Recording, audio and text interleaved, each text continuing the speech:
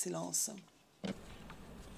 L'Assemblée va à présent entendre une allocution de Son Excellence Rafa González, Premier ministre, ministre des Finances, de la Sécurité nationale et des affaires juridiques de Saint-Vincent et Grenadines.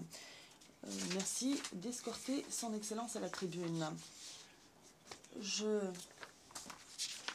souhaite la bienvenue au ministre des Finances, de la Sécurité et des affaires juridiques de Saint-Vincent et Grenadines.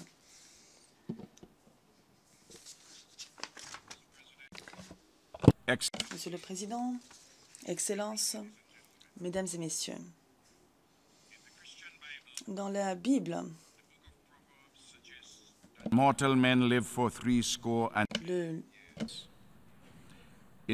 livre des Proverbes suggère que les mortels vivent. Today, we have assembled for the 70 ans, un nombre qui reflète l'espérance de vie actuelle de la population globale.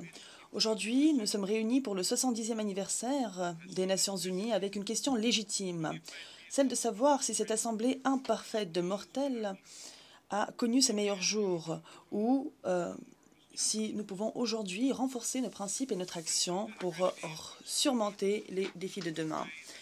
Mon pays se réjouit de voir le président Mogens Lykketoft assumer la présidence de la 70e session de l'Assemblée générale des Nations unies. Le président Lykketoft, qui célébrera son 70e anniversaire au cours de ce mandat, peut s'appuyer avec confiance sur le travail exceptionnel réalisé par son prédécesseur, son Excellence Sam Kutesa. Cette année, plus que jamais, notre Assemblée doit faire face à des menaces et des risques sans précédent, ce qui nous impose de remettre en question certains éléments, voir comment nous pouvons appliquer nos principes de manière plus efficace, faire respecter les principes de souveraineté et de non-ingérence pour surmonter ces difficultés. Des menaces transfrontières telles que le terrorisme, les crises économiques, les maladies contagieuses, le changement climatique. Tout ceci ne connaît pas de frontières géopolitiques ni de juridiction. Aujourd'hui, l'aventurisme militaire, l'insouciance économique, les négligences environnementales, tout ceci ne se cantonne pas à des limites, des frontières nationales. Les erreurs se répercutent sur d'autres, de manière imprévue souvent, et les répercussions peuvent être très lourdes. Plus que jamais, donc, aujourd'hui, les relations internationales doivent être marquées par la coopération, la collaboration et une action décisive. Saint-Vincent et les Grenadines est un pays de petite taille, un archipel montagneux de 32 îles dispersées dans une mer Caraïbe scintillante. Mais il ne faut pas être leurré par les eaux cristallines et les pics verdoyants de notre pays, car nous connaissons aujourd'hui une menace très grave qui pèse sur nous, le changement climatique. Nos côtes sont attaquées par une mer houleuse, notre infrastructure est menacée. Au-delà des côtes, la volatilité et l'instabilité climatique rend les glissements de terrain et les inondations encore plus meurtriers. Et cela constitue bien sûr une menace interne qui devient de plus en plus fréquente et qui pèse sur les moyens de subsistance et les vies humaines. La vulnérabilité va s'aggravant dans les pays voisins également. Et nous savons aujourd'hui que les sécheresses et les inondations ont causé des centaines de millions de pertes, de dollars en pertes, en dommages causés à mon pays au cours des années consécutives. Il y a moins de 2 ans, des inondations dévastatrices ont ravagé 17% de notre PIB et emporté 12 vies. Nous voulons donc aujourd'hui faire de ce combat un combat d'espoir pour ne plus vivre de tragédies similaires. Il y a un mois, l'ouragan Erika a frappé l'île de Dominique, une île voisine, à 300 km au nord de Saint-Vincent et Grenadines. La mort et la destruction apportées par ce phénomène nous brisent le cœur, mais nous rappelle en même temps de la menace qui pèse sur nous, celle du réchauffement planétaire et du caractère précaire de nos aspirations en matière de développement face à un climat de plus en plus hostile. Nous avons apporté notre assistance à ce pays voisin lorsqu'il en a eu besoin, et j'appelle les autres pays à faire de même, car dans cette situation, il y a des besoins importants en matière de relèvement, de reconstruction. Il faut le faire de manière urgente et avec générosité.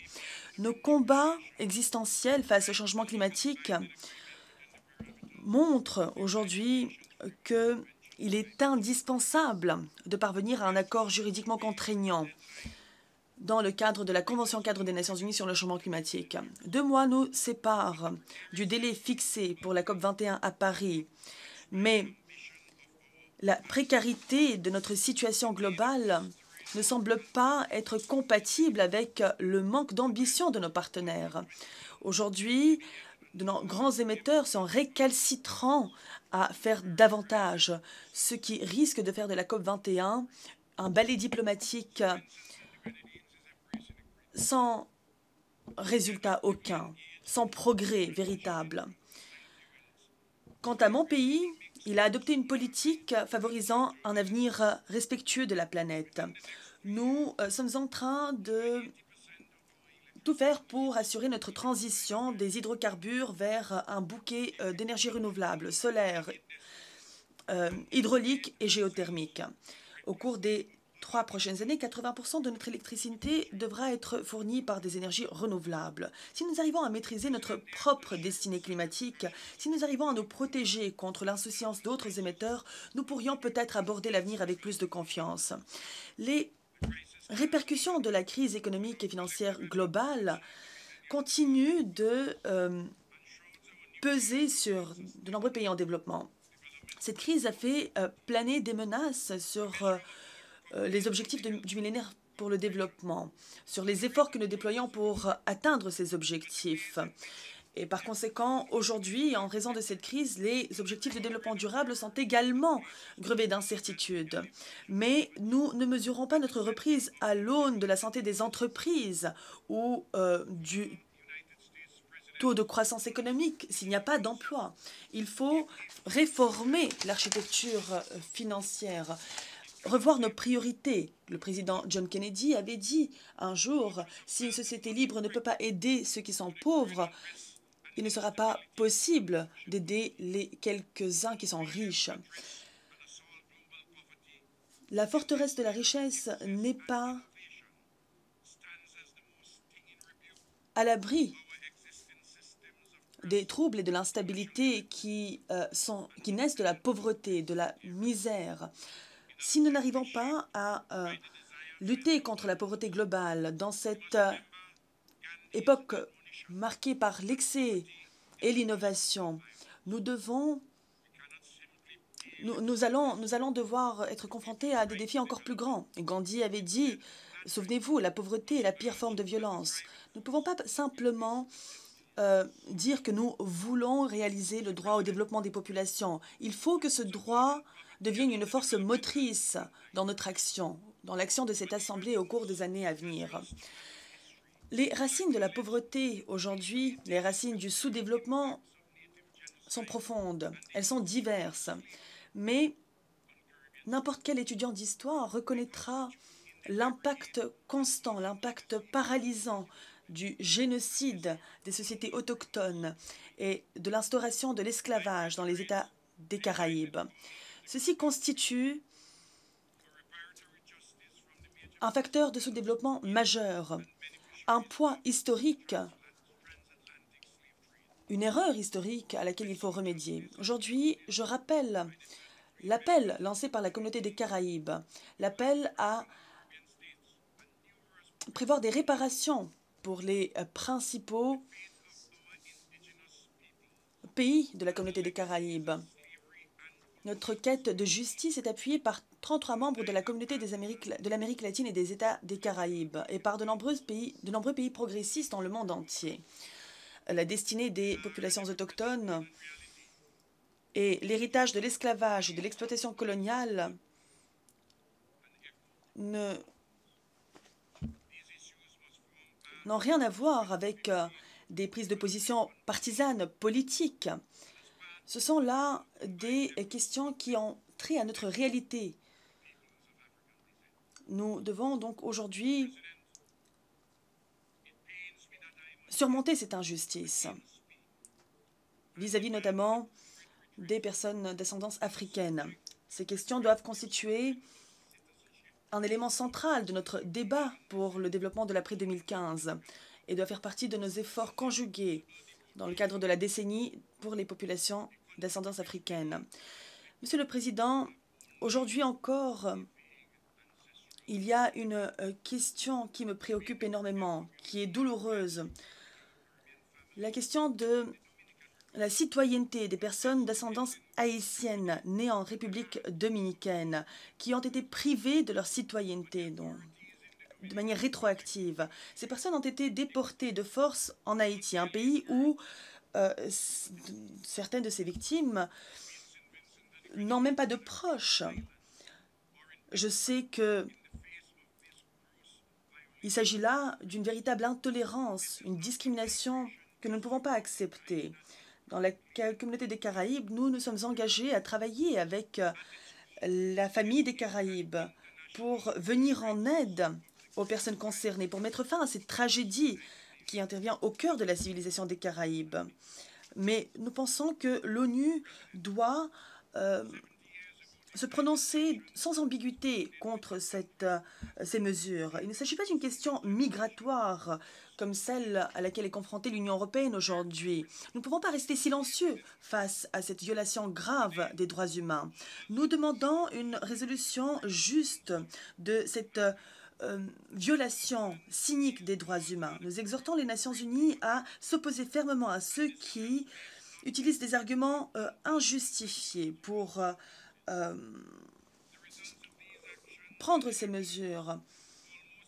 Il ne s'agit pas là de questions qui sont appuyées par le droit international. Il s'agit d'un abus simplement de la notion de souveraineté visant à perpétuer un statu quo qui est injuste. Il y a 70 ans, les Nations unies ont été créées avec un objectif central, celui de sauver les générations futur du fléau de la guerre. C'est le premier principe énoncé dans notre charte. Aujourd'hui, les guerres et la rumeur de la guerre continuent d'apporter des tragédies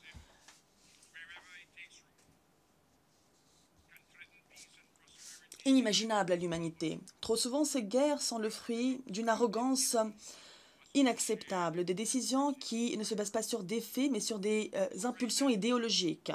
Les résultats de ces actions ou de ces inactions exacerbent des conflits sous-jacents et produisent des répercussions à l'échelle globale. Le terrorisme international nous menace tous et requiert une coopération internationale concertée. L'intervention antiterroriste ne doit pas être façonnée par la position d'un camp ou d'un autre, d'une affinité idéologique. Il faut lutter ensemble contre ces hordes de barbares. Monsieur le Président, la diplomatie doit être active. Elle doit permettre de désamorcer les désaccords et de prévenir les conflits. Dans la zone de paix qui englobe l'Amérique latine et les Caraïbes, Saint-Vincent et les Grenadines sont préoccupés par l'aggravation de certains problèmes, l'escalade de la rhétorique entre des amis de longue date et des alliés, au Guyana et en République bolivarienne du Venezuela. Ce différend frontalier qui remonte au XIXe siècle est un véritable problème qu'il faut résoudre par la solidarité et par la coopération internationale. Nous appelons donc à un engagement diplomatique redynamisé, renouvelé dans la gestion et la résolution de cette question importante et difficile. Le maintien et le rétablissement de la paix internationale, de la sécurité, est une responsabilité qui incombe au Conseil de sécurité des Nations unies pour les 70 dernières années. Le Conseil de sécurité, plus que n'importe quel autre organe, n'a pas été en mesure de répondre à de nombreux défis modernes. Il faut donc réformer le Conseil de sécurité alors qu'il entre dans sa 8e décennie. Trop longtemps, en effet, les efforts de réforme n'ont pas pu être concrétisés en raison de l'affirmation des ambitions géopolitiques de certains membres du Conseil et en raison des rivalités régionales.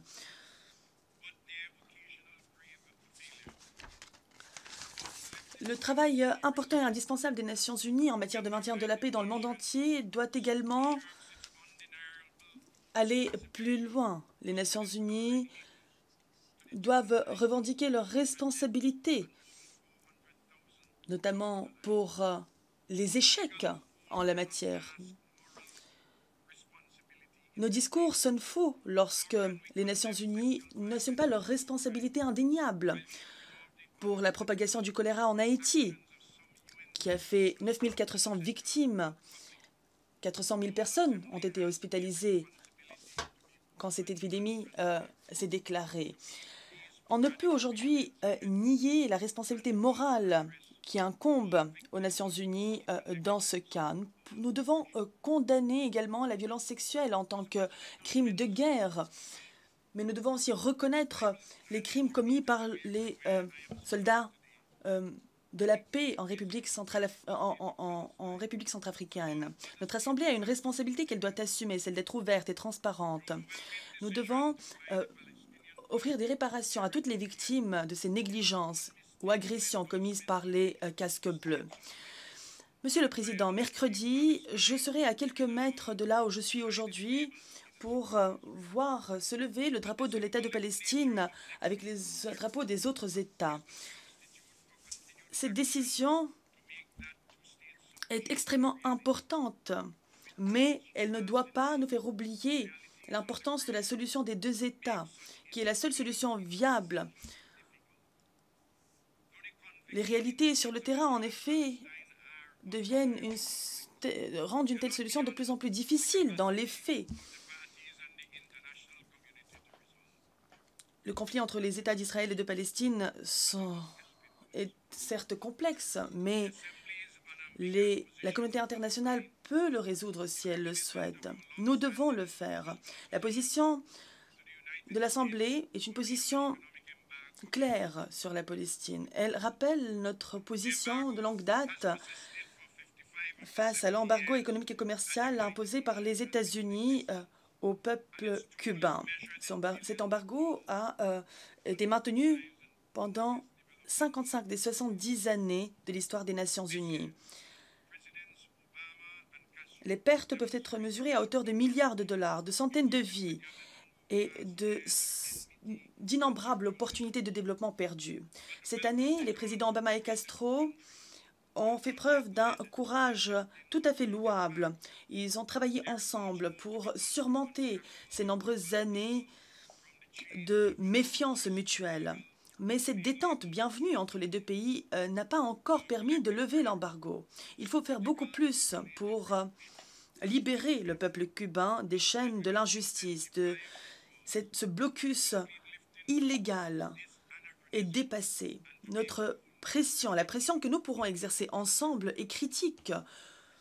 Elle ne doit pas faiblir aujourd'hui. Nous devons intensifier au contraire notre appel à la levée irréversible et complète de cet embargo anachronique. Il faut que cette rupture soit véritable. Le 70e anniversaire des Nations Unies doit être une année d'action. Mais pas seulement. Cela doit être une année marquée par l'inclusion, la sensibilisation, une année marquée par la réparation des injustices. Nous devons aller également au-delà de notre position, l'exclusion inexplicable de Taïwan des agences spécialisées des Nations unies. L'exemple de Taïwan en tant que citoyen global responsable doit nous inspirer aujourd'hui et permettre une plus grande inclusion, une plus grande participation des nations. L'exclusion constante de Taïwan ne peut être expliquée ou justifiée par une logique qui s'inscrirait dans l'avenir. Au cours de cette année, nous devons donc libérer les pays de notre famille globale, famille des nations. Nous devons les libérer des liens de la pauvreté, de la privation, de la guerre. Nous devons nous affranchir de l'esclavage mental, celui de la discrimination et du désespoir. Nous devons libérer nos politiques du nationalisme étroit, des ambitions impérialistes qui limitent les possibilités de l'esprit humain. Au cours des 70 ans de l'existence de cette Assemblée, nous avons parfois choisi l'unilatéralisme. Nombreux sont ceux qui ont choisi le militarisme. Nombreux sont ceux également qui ont choisi de se séparer, de diverger. Aujourd'hui, le monde et l'avenir sont complexes et incertains. Et j'aimerais que nous choisissions l'amour, l'amour du prochain, l'amour de l'être humain, de la planète, et la recherche, non pas de problèmes, mais de solutions pratiques, grâce à cet amour. Car c'est avec amour, avec espoir, grâce à l'espoir et au travail que nous ferons, que nous pourrons réaliser nos objectifs. Pour les 70 années à venir, faire en sorte que cette organisation soit tout aussi remarquable qu'elle l'a été jusqu'ici. Nous devons défendre la culture de l'amour, de l'amour, de l'amour. Merci beaucoup. On behalf of the General Assembly, I wish to thank the Au nom de l'Assemblée, je souhaite remercier le Premier ministre de Saint-Vincent et les Grenadines de l'allocution qu'il vient